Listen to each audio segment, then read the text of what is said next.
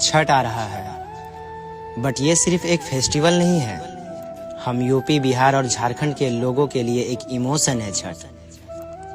घर का एक एहसास है छठ, माँ का त्याग है छठ, हमारी बचपन की यादें हैं छठ, और हमारे सनातन धर्म का सबसे बड़ा और कठिन पर्व है छठ।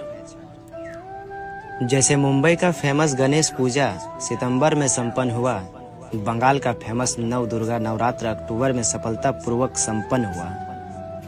अब बारी है हमारे यूपी, बिहार और झारखंड की, वो काली पूजा के 6 दिन बाद वाली हमारा महापर्व छठ पूजा की।